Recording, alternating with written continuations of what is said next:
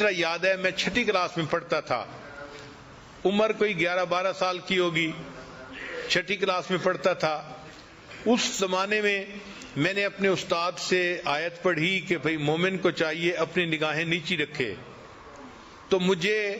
اپنی نگاہیں نیچی رکھنے کا یعنی عادت ہو گئی، اور چونکہ مجھے اتنی تربیت نہیں تھی اس لیے میں ذرا سخت مزاج کا بندہ تھا، چلتا تھا تو اس طرح نیچے دیکھتا تھا کہ جیسے کسی بندے کی کوئی چیز گر گئی ہے اور وہ اس کو ڈھونڈتا پھر رہا ہے۔ بلکہ میری عمر کے لڑکے ہنستے بھی تھے، باتیں بھی کرتے تھے، مگر میں ان کی کوئی پرواہ نہیں کرتا تھا کہ بھئی جب شریعت نے کہا ہے کہ نیچے دیکھ کے چلو تو نیچے دیکھنا چاہیے۔ اب اس نیچے دیکھنے میں مجھے یہ بھی نہیں پتہ چلتا تھا کہ میرے قریب سے کون گزرا ہے، کوئی چھوٹا گزرا ہے، بڑا گزرا ہے، مرد گزرا ہے یا عورت گزری ہے۔ اب اس میں یہ ہوتا کہ کبھی کبھی محلے کی چند آنٹیاں جو میری والدہ کی دوست تھیں وہ کبھی کبھی قریب سے گزرتی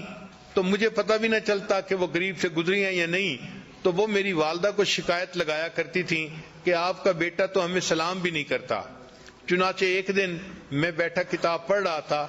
کہ ایک آنٹی والدہ کے پاس آئی اور اس نے آ کے یہی کہا کہ آپ کا بیٹا تو مجھے سلام بھی نہیں کرتا۔ تو والدہ نے مجھے بلایا، امی اس وقت روٹیاں بنا رہی تھی، اور امی مجھے کہنے لگی کہ بیٹا تم اپنی آنٹی کو سلام بھی نہیں کرتے، تم اتنے زیادہ بے مروت کیوں بن گئے ہو؟ اب میں نے غصے کا اظہار کیا، امی مجھے کیا پتا، آپ اس آنٹی سے یہ پوچھیں کیا میں نے اس کی طرف دیکھا تھا اوپر آنکھ اٹھا کے؟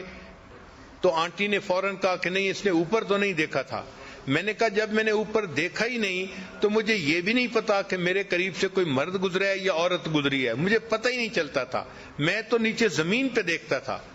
تو اس موقع پہ جب آنٹی نے کہہ دیا کہ اس نے اوپر تو نہیں دیکھا تھا تو مجھے غصہ آ گیا، اور غصے میں نے امی کو کہہ دیا امی پتہ نہیں کہاں کہاں سے یہ آنٹیاں اٹھ کے آ جاتی ہیں، آپ کو شکایت لگاتی ہیں اور آپ مجھے ہی ڈانٹنا شروع کر دیتی ہیں۔ جب یہ بات کی تو چونکہ بچہ تھا، یہ بات کرتے ہوئے میری آنکھوں میں آنسو آ گئے کہ امی آپ مجھے ہی ڈانٹتی رہتی ہیں۔ اب والدہ نے دیکھ لیا کہ میری آنکھوں میں آنسو ہیں، اور میں غصے میں وہاں سے سیدھا اپنے کمرے میں آیا،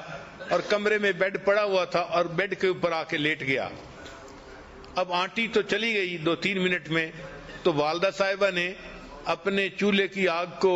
ذرا کم کیا، اور والدہ پھر میرے پیچھے کمرے میں آئی کہ یہ کیا رہا ہے۔ اب جب وہ کمرے میں آئی تو مجھے اندازہ تو ہو گیا کہ امی آ رہی ہیں، تو میں لیٹا ہوا تھا آنکھیں بند کر کے، میں اسی طرح لیٹا رہا جیسے میں گہری نیند سویا ہوا ہوں۔ امی کمرے میں داخل ہوئی اور امی مجھے دعائیں دے رہی تھی، بیٹا اللہ تجھے نیک بنائے، اللہ تجھے بخت لگائے، یہ امی کے الفاظ تھے۔ اور امی کو اصل میں فکر یہ تھی کہ یہ رویا تھا اور اب کر کے آ رہا ہے، تو میں سویا ہوا تھا، امی ریلیکس ہو گئی کہ چلو آگے سو گیا ہے، تو امی نے یہ دعائیں دی میرا بیٹا اللہ تجھے بخت لگائے، اللہ تجھے نیک بنائے۔ پھر اس کے بعد امی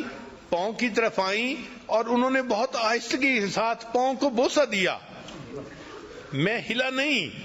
لیکن وہ میری زندگی کا ایک عجیب سا لمحہ تھا کہ میں حیران تھا کہ اللہ غصہ بھی میں نے کیا ہے، غلطی بھی میری ہے، اور ماں کا دل دیکھو کہ وہ کام چھوڑ کے پیچھے دیکھنے کے لیے آئی ہے، دعائیں بھی دے رہی ہے، اور پھر دعائیں دینے کے بعد اپنے بیٹے کے پاؤں چوم رہی ہے۔ جب ماں چلی گئی تو میں نے اپنے دل میں اللہ سے دعائیں مانگنی شروع کی، اے اللہ قرآن میں تو میں نے استاد سے پڑھا تھا وَلَا تَقُلْ لَهُمَا اُف، ان کے سامنے اف بھی نہیں کرنا، اور میں نے تو اپنی امی کے سامنے تیوری چڑھائی اور غصے میں آ کے بات کی، اللہ تم میرے اس گناہ کو معاف کر دے۔ جب بھی میں نے یہ دعا کی فوراً دل میں یہ خیال آیا، اے میرے بندے اگر میں نے تمہیں معاف نہ کرنا ہوتا تو میں تمہیں اتنی محبت کرنے والی ماں نہ دیتا۔ تو اللہ نے اگر ایسی محبت کرنے والی ماں دی ہے